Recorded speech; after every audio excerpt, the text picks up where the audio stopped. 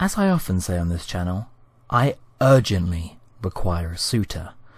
But as somebody with no redeeming features or skills aside from an understanding of Doctor Who trivia, I've worked out today's task is going to be to rank the Doctor Who villain rogue gallery in terms of how much they would be a daddy. Hot take.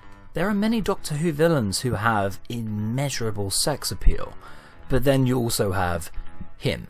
So it's very vital as any Doctor Who fan to separate the daddies from the zaddies, the cyber boys from the cyber men, the beeps from the meeps. Now, how do we define a daddy? Another term would be bachelor, life partner, sex partner. Ooh, Sam. They wish. I'm looking for a certain edge, a sex appeal, something that tells me I disregard the rules of canon and I don't even care about it. I'm so bad, even Chris Chibnall couldn't touch me. The 5 categories are lame, forgettable, good, and goats. I believe goat means greatest of all time, but just to clarify, Azal from the Demons is not in this list. That power bottom is a taken goat man. Let's get started. There's a lot of villains in here, but not like a ton of villains. We need to narrow down the competition like any dating service. In the first round, we have lame. My eyes are very quickly going towards the Rani. This discount dominatrix just takes it too far. A terrible suitor and a terrible villain. Yeah, I said it. She's incredibly mean and smart. Does she have any other characteristics than telling everybody this fact? Major swerve. Which is a shame because I am eliminating one of the few female options on this list. She's just not my kind of girl. Now, my type is a woman entirely composed of skin. Skin, gas, or water, ideally. Periodically, the Doctor Who universe has you covered. Including the sex gas cloud, which I'm incredibly disappointed Torchwood characters are not on this list. Heather the pilot goes in the category, mostly because of ethical boundaries. She is a dead girl, I think, but also because she does not want me.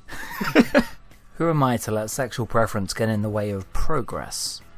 Elsewhere in this category, we also have the Black Guardian. Abusive and manipulative is very much not cool. Cancelled. And for the same reason, let's throw in Chara's Jack Androzani, man. This incel is the king of a Doctor Who internet forum, and you cannot convince me otherwise. Now, there are many masters to pick from, and it seems to me that the Bumder master is mysteriously vacant. Yeah, the McQueen one would be my top pick, but Crispy master is going right up there because I've always had a thing for that guy. There's a desperation in his eyes. He became an actual daddy, a companion's dad, in The Keeper of Chark, and it was really sweet of him to adopt Nissa. And to say anything else about my reanimated corpse crush is a kink shame. The lame category is also host to many C-list villains such as Madame Kavarian, the fuckboy Tim Shaw, and the Candyman. Just kidding. Wayo! Candyman is on the greatest of all time of any Doctor Who villain list. So, God, I wish I was joking. Cassandra. Okay, good skin and some dick-sucking lips. Oh, Jesus, Sam. Do not make up for the drama. Cassandra is a social media influencer. And honestly, I just couldn't handle the lifestyle. As much as I love them, the lame category also has to belong to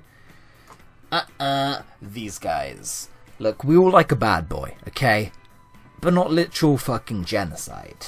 I know I don't really have standards, but I think we have to draw the line at Nazi. And for the same reason we also discount Femric on account of being an actual Nazi. Sontarans have really stumped me, because most of them look like this, but then I also read the Bithron of Sontar, and then some of them look like this. But then I remembered that Sontaran fan film written by Terrence Dicks? So who's to say? The Draconians? Political disagreements. Let's not go there. And the Time Lords supported Benghazi. You know me, I'm always up for a fash bash. That doesn't mean in the bedroom. Davros gets away with it into the air category because, as we all know, Davros is a Sundir. The Mara is just a giant sexy snake, and it fills your heads with all kinds of sexy lesbian thoughts. So that makes me consider between GOAT and good.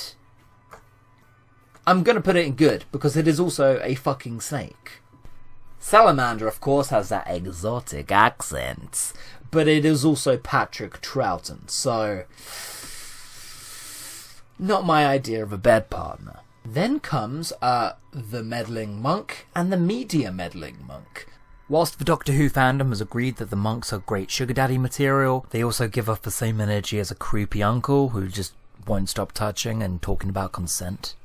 One face that is staring out at me is, of course, Satan. Actual Satan.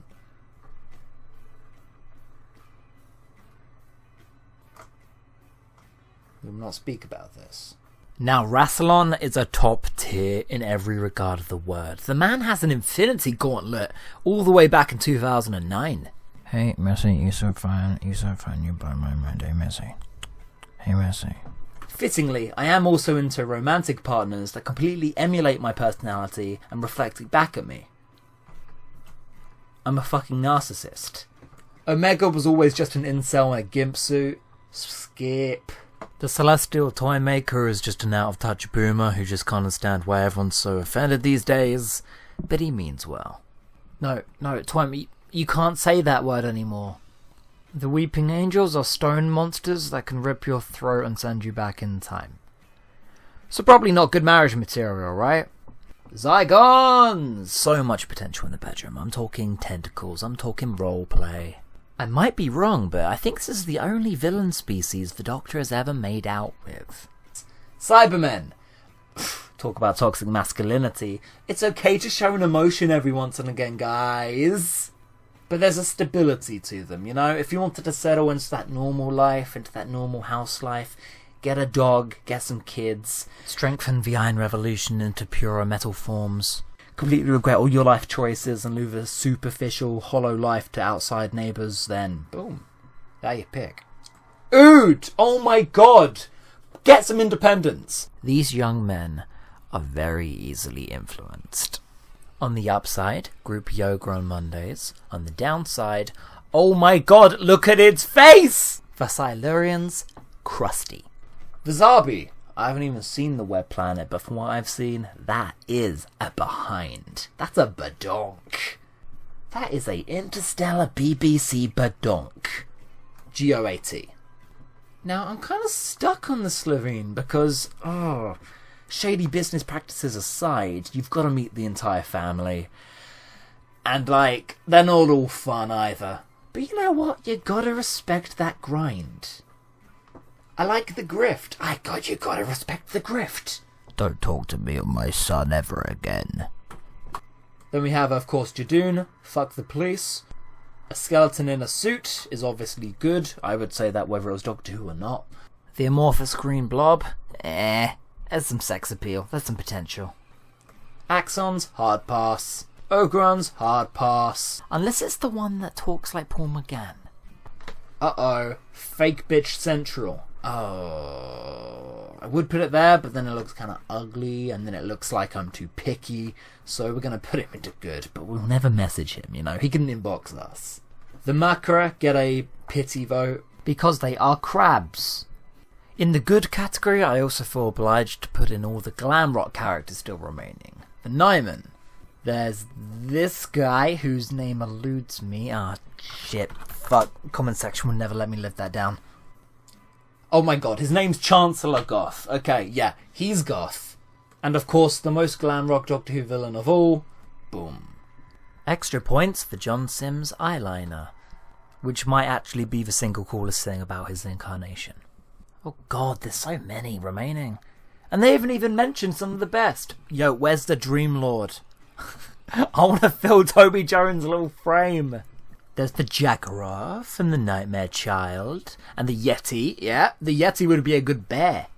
There's all those weird kinky female villains that Moffat made. What gives, Tear Maker? Sil. Oh. Now you do look at him, and he's a gross slug man with reprehensible morals.